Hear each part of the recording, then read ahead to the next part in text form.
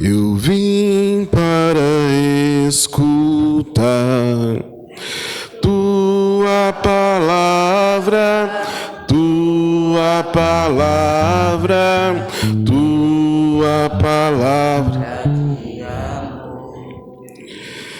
Eu quero entender melhor tua palavra, tua palavra, tua palavra de amor. Muito bem, meus queridos, hoje a liturgia nos traz esse primor, não é? Sabe que a igreja, através da sua liturgia, de forma pedagógica, não é? Trabalhando o contexto e uma caminhada, ela sempre quer nos ensinar. Como nos diz a música de abertura, um caminho que nos leva ao Pai, não é? A casa do Pai. Alegre, vamos à casa do Pai. Então a liturgia, a igreja quer nos ensinar como é que nós vamos chegar à casa do Pai. Ou seja, essa realidade celeste que já se inicia aqui, mas de forma plena se realiza na vida eterna, não é? Veja que nós temos no nosso folheto de comunhão e participação este questionamento que é também o tema da nossa celebração, não é? Quem é o meu próximo? Quem é o meu próximo? E a liturgia, através das leituras, tenta nos responder essa pergunta, ou fazer com que a gente reflita, não é? Sobre este questionamento, que talvez poderia se desdobrar em outro questionamento. Eu me faço próximo? Não é? Eu sou o próximo? A primeira leitura de hoje nós temos um texto tirado do livro de Deuteronômio, e é um texto belíssimo, não é? Não sei se vocês repararam, mas Moisés está fazendo um discurso e ele diz ao povo: olha, escuta a palavra de Deus e os seus mandamentos, escuta, ouve, porque não é uma coisa difícil, não é uma coisa impossível, não é como, olha só as figuras, não é, colocadas no texto, não é como se fosse uma coisa lá nas alturas, no céu, onde nós não temos quem ir buscar para nos ensinar, não é como se fosse uma coisa do outro lado do mar, que está longe, difícil, que alguém tem que nadar ou ir de barco até lá buscar para trazer até nós, mas é algo que está próximo. A palavra de Deus, o ensinamento de Deus está na tua boca e no teu coração. Sabe, refletindo sobre essa leitura, nós vemos o quanto ela é atual, mesmo sendo escrita, pelo menos colocada na sua parte redacional, há uns 3.000 anos atrás, quase 3.000 anos atrás. Hoje ainda é uma palavra tão viva porque nós colocamos empecilhos, não é? Ao seguimento, ao ensinamento de Deus de forma prática na nossa vida. Parece que as coisas de Deus, os mandamentos de Deus, por vezes são colocados pesos sobre eles que parecem que eles estão distantes, não é? Distantes. Quantos mandamentos ou ensinamentos de Jesus que de repente muitas pessoas dizem: não, isso aí já está ultrapassado, isso aí já não é realidade para nós.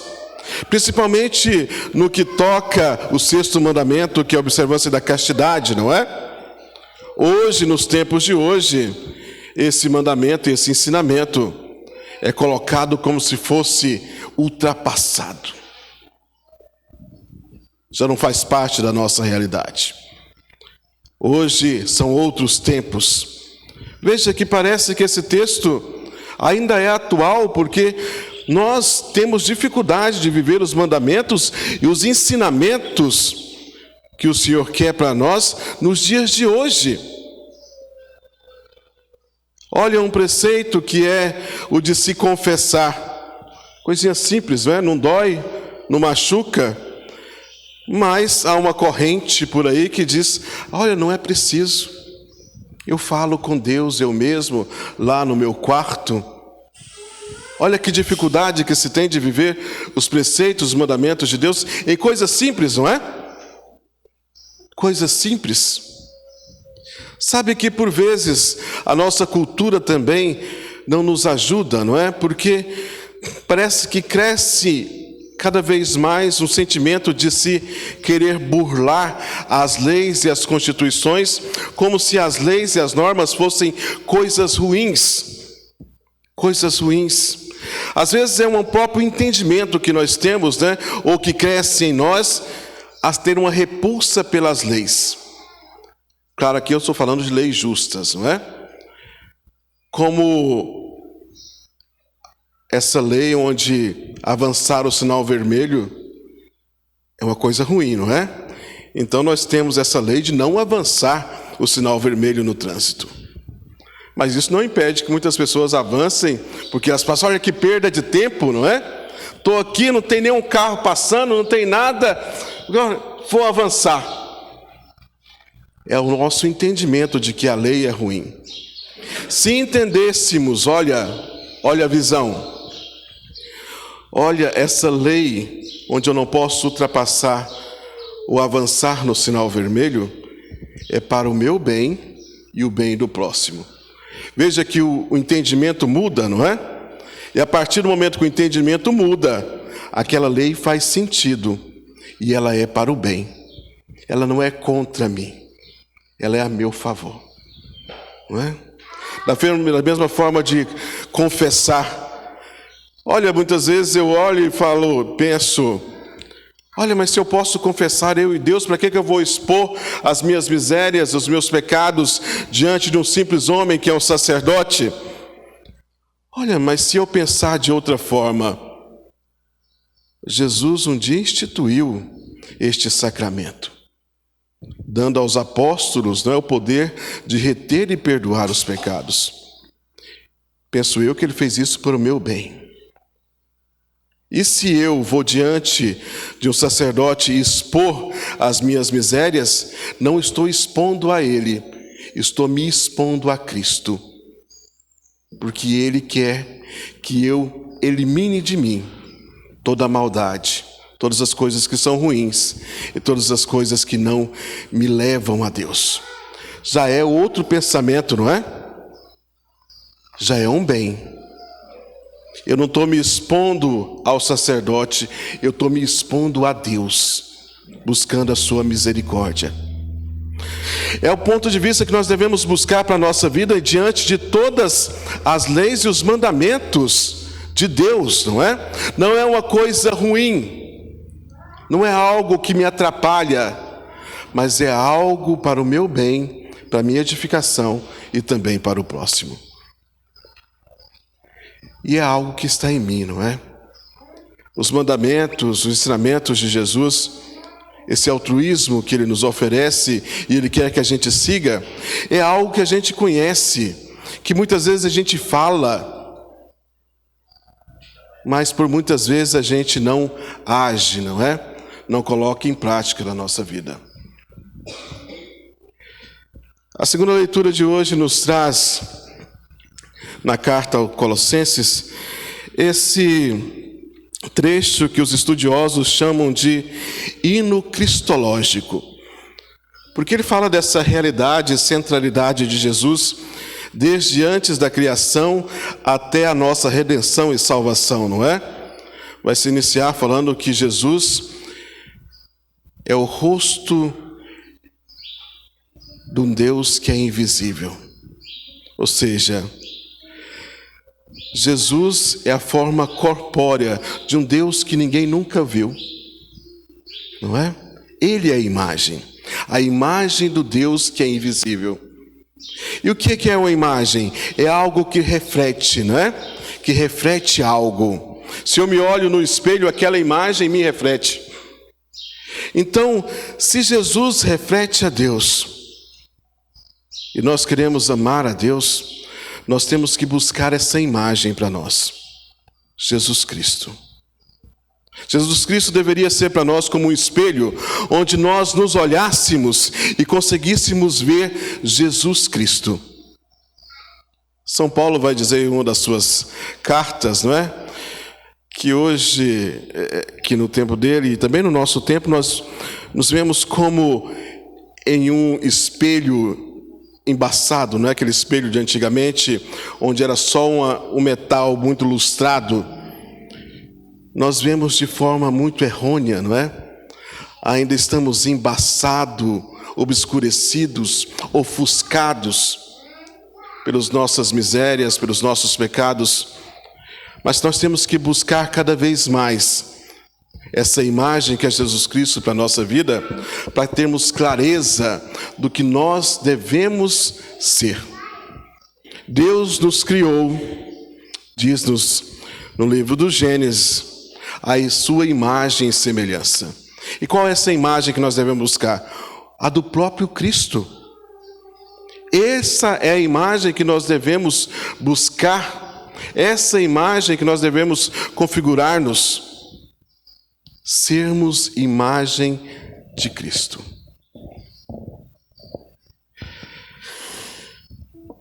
O Evangelho de hoje é um texto muito conhecido, não é? É uma das duas parábolas mais conhecidas, comentadas e cantadas de Jesus Cristo.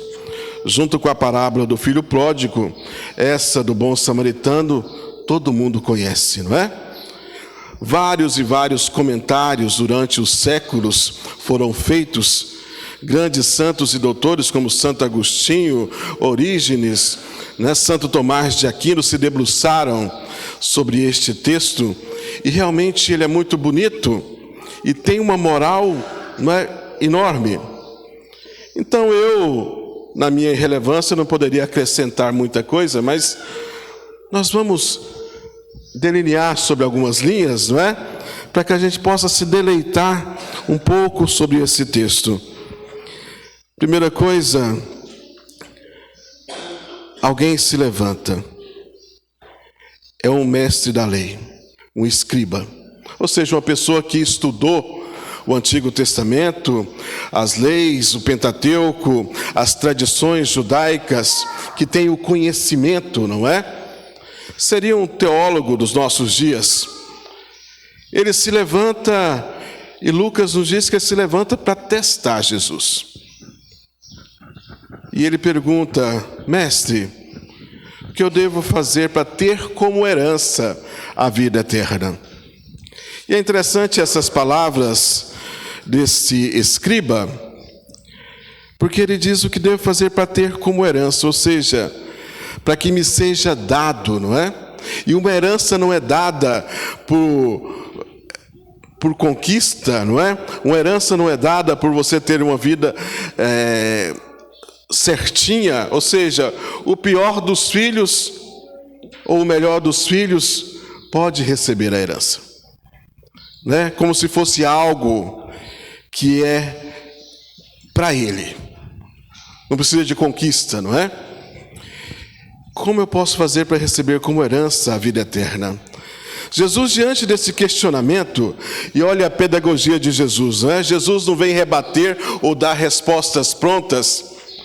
Ele pergunta àquele que era escriba, que é o mestre da lei: como é que o que diz a Escritura? Sabia que ele conhecia das Escrituras. E ele faz um outro questionamento, não é? Em forma de retórica. Como é que você entende essa Escritura que você está lendo? E aí, o escriba, o mestre da lei, vai dizer o que a Torá realmente diz, né? O que a lei realmente diz, que está lá nas Sagradas Escrituras. Amarás o teu Deus com todo o teu coração, com todo o teu entendimento, com toda a tua alma, com toda a tua força. Com toda a tua força. E ao próximo com a ti mesmo. E Jesus vai dizer: olha, você está certo. Faze isso e viverás. Olha, sabe que essas palavras desse mestre e esse escriba é um resumo do que é o amor, do que é essa experiência em Deus, não é? Amar a Deus deveria ser essa nossa ação que contém todo o nosso ser, não é? É um amor que envolve a nossa inteligência, o nosso lado espiritual, a nossa alma, a nossa força de vontade, não é? Que nos envolve por inteiro. E é um amor que passa pelo próximo. Mas isso é muito teórico, não é? Na prática, às vezes isso nos escapa. Às vezes nós dizemos que amamos e sentimos, não é, aquela afetividade, e nós gostamos, nós sentimos dó, e nós queremos de alguma forma chegar até o outro, mas não passa disso. Como um fogo de palha, não é? Que esquenta naquele momento, logo se consome e de repente acaba. Ou seja, um amor sem fruto. Porque é muito teórico. Jesus vai contar uma parábola, não é? Diante do questionamento, no segundo questionamento daquele escriba. Quando Jesus diz para ele, faz isso e viverá, parece que ele percebe que a pergunta dele foi meio simplória, né? Porque ele mesmo perguntou, e se vocês perceberam, ele mesmo tinha a resposta, não é? Parece que ele ficou meio com a cara de bobo. Eu falei, olha, eu perguntei o que eu mesmo sabia responder. Então, para se justificar, ele pega e faz uma pergunta: quem é o meu próximo? Quem é o meu próximo?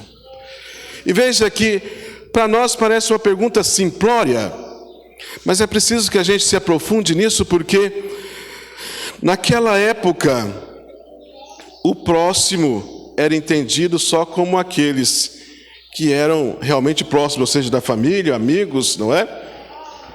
Se era um inimigo, não era próximo.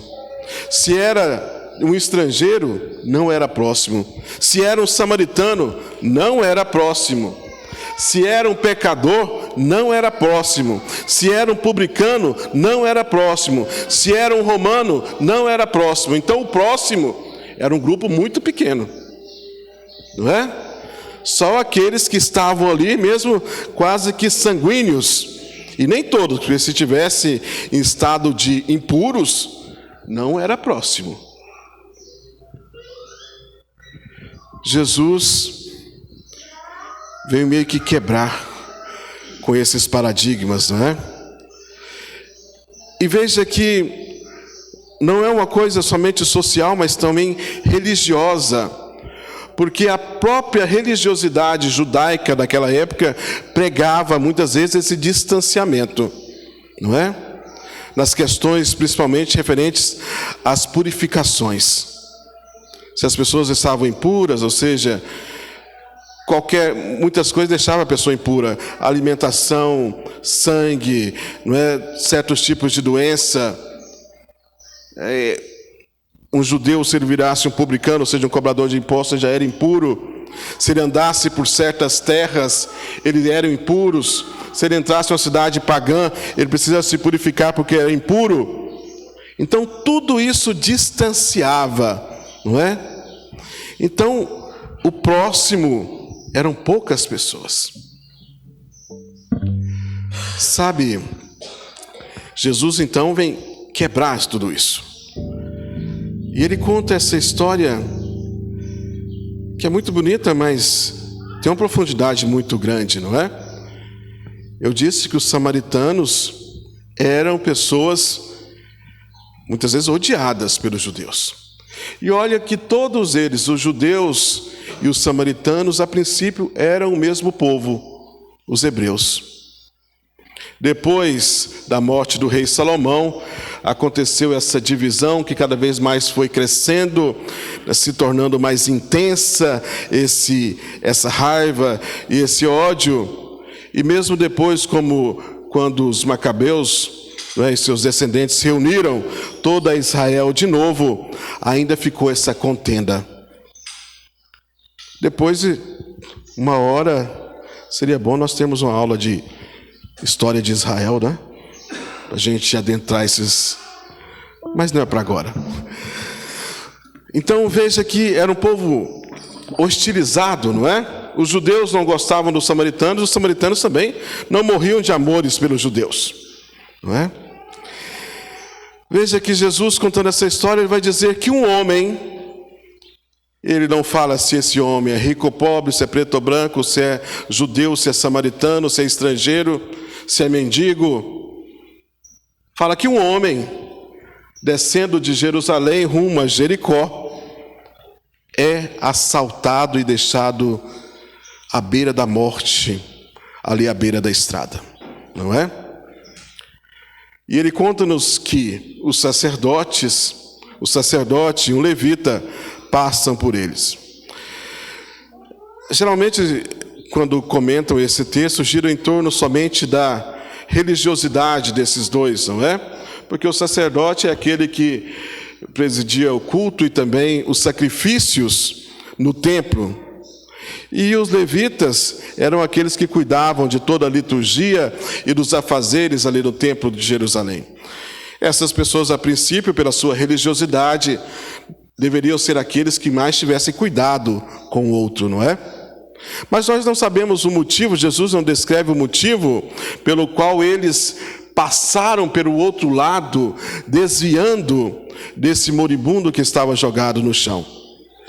Não sabemos se foi por causa das purificações, não é? Porque se eles tocassem um homem impuro, eles estariam impuros também. Não sabemos se eles tinham um enterro para fazer, ou estavam correndo porque tinham um filho doente. Não sabemos o motivo verdadeiro pelo qual eles estão apressados e não querem, não é, cuidar daquele que era moribundo. Mas Jesus diz que aquele que olha, agora ele descreve o que aquele viajante era. Os sacerdotes e os levitas não falam o motivo pelo qual ele desviou. Mas aquele viajante samaritano, ele diz que era um viajante, ou seja, tinha negócios, tinha um objetivo, tinha algo a fazer. Mas é esse que tem algo a fazer que tira primeiro o seu tempo, não é? Para ir de encontro ao outro, para se aproximar. Aqueles ao qual Jesus não descreve o que ia fazer, talvez estavam só voltando para casa, não se aproximam, não dão tempo para aquele. Mas aquele que tinha um objetivo, tira tempo para cuidar. Ele viu, ele se aproxima, ele tem compaixão. Aquele que era visto com maus olhos, Jesus diz e mostra, não é? Que ele é quem faz próximo. E olha que é um cuidado que esse samaritano tem com esse moribundo, que é algo que Jesus descreve para nos mostrar uma realidade que às vezes até nos dias de hoje nos escapa, não é? Um samaritano, um homem que tem compaixão, que tira tempo, que se aproxima, que cuida, cura as feridas, que faz curativo, que pega aquele homem moribundo jogado no chão e coloca em cima do seu cavalo, do seu animal, e ele vai arrastando, não é? Ele vai a pé, e aquele moribundo em cima do seu próprio animal. Olha a dificuldade que se tem. Vocês já tentaram levantar uma pessoa? Não é? É igual um saco de batata, pesado, difícil de... Ainda mais quando você está, né, sem forças. E ele pega e faz todo esse esforço, joga essa pessoa em cima do seu animal e leva ele a pé. E esse moribundo que ele não conhece, provavelmente ensanguentado, não é? Semi-morto em cima do seu animal, ele o puxa até uma hospedaria.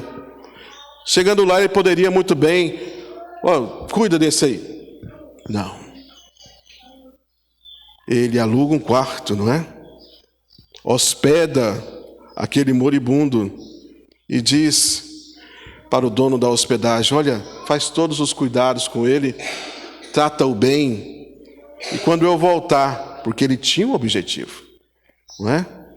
Quando eu voltar da minha viagem, eu vou passar aqui, e se ele tiver gasto alguma coisa a mais desse dinheiro que eu já vou pagar, eu vou, não é, completar o que falta. É um cuidado completo, não é? Sabe, é algo para a gente pensar, porque nos dias de hoje, talvez falte esse cuidado. Hoje, se nós olhamos nas perspectivas desse bom samaritano, a gente vê que a nossa caridade, às vezes, falta esse amor, não é? E sabe que por vezes nós usamos a desculpa do dinheiro para nós não nos aproximar do outro. Às vezes, uma pessoa está com dificuldade, sabe o que a gente faz? Ou leva esse dinheirinho para lá. Ou hoje a gente está num tempo bem mais fácil, não é? Qual que é o Pix dele? Vou fazer um Pix, não é? Vou fazer um Pix. Eu não tenho muito, mas eu vou fazer um Pix aqui de um dinheirinho para ajudar. E a gente não se aproxima. A gente não se faz presente, não é? Talvez nós sejamos como esses sacerdotes ou como esses levitas. Nós cortamos caminho, não é? Quando a gente faz um Pix, nós nos distanciamos. Por mais que isso seja uma coisa boa, um Pix é bom, não é? Mas nós nos distanciamos da outra pessoa. Da outra pessoa. Nós damos a responsabilidade para o outro. Não deixa que um bom samaritano vai lá e vai ajudar. E talvez faltasse nós irmos, não é, ao encontro, nós fôssemos próximos. A gente ir para o outro lado nos deixa mais longe desse outro. Sabe, Jesus no finalzinho questiona aquele escriba: quem dentre os três, o samaritano, o sacerdote e o levita, foi o próximo daquele moribundo que foi assaltado? Vocês veem que aquele escriba tem alguma coisa contra os samaritanos, não é? Porque ele nem fala o nome dele. Ele não fala, foi o samaritano que fez aquilo. Fala, foi aquele que usou de misericórdia. E Jesus, olha, é nessa sutileza que a gente vê por que Jesus era odiado pelos fariseus, né? Por um grupo dos fariseus, não todos os fariseus. Porque ele vai dizer, olha, vai e faz a mesma coisa que o samaritano fez. Isso é um tapa na cara de um judeu ortodoxo, de um fariseu, não é? Fazer a mesma coisa daquele povo infiel, impuro, desviado, não tem condição. Olha o que você está fazendo, mandando eu fazer, não é? Vai e faz a mesma coisa. Meus queridos, vou dar algo para a gente pensar, não é? Na nossa caridade, na nossa vida, nas ações que a gente tem, a gente buscar cada vez mais sair do teórico, não é? Ou seja, desse amor que eu só falo. De repente esse amor precisa, exige, né, algo prático da minha vida. Esse amor precisa sair das minhas falas e ser uma ação na minha vida. Porque todo o amor verdadeiro, ele tem que transbordar de alguma forma, não é? Ou seja, vejamos no exemplo de Jesus, esse amor que ele tinha e que ele transborda de forma que ele consegue redimir e ensinar toda a humanidade. Também esse amor, se ele chega ao nosso coração, e é um amor de todo entendimento, de toda alma, não é? De toda força, de toda inteligência da minha parte, ele tem que transbordar. Ou seja, tem que sair de mim, emanar de mim e chegar ao outro de alguma forma. E aí são as obras, não é? E eu não estou falando que vocês agora têm a missão de fundar uma ONG ou uma ação beneficente, mas veja nos nossos relacionamentos, no nosso lidar com o outro, será que nós estamos sendo próximos? Porque por vezes nós gostamos muito de olhar no outro e ver, esse aqui é meu próximo e esse não é, não é? Até nos dias de hoje. Quantas vezes nós pegamos, e eu vejo muita gente olhando, vê uma pessoa uma vez e diz assim, meu santo não bateu com essa pessoa, meu santo não bateu com ela, né? Viu uma vez, meu santo não dá certo não. Talvez seja essa pessoa que você tem que ser próxima a ela, né? Mais que reconhecer se ela é próxima, se é um próximo, temos que reconhecer se nós somos próximos do outro. Apontar o dedo é fácil, não é? Mas me fazer próximo, aí que é difícil. Ter essa atitude do samaritano, que sai de si, sai do seu caminho, perde tempo, não é? Encosta, pega, cura, sara, carrega. Demanda tempo, demanda dinheiro, mas demanda principalmente um coração aberto, compaixão.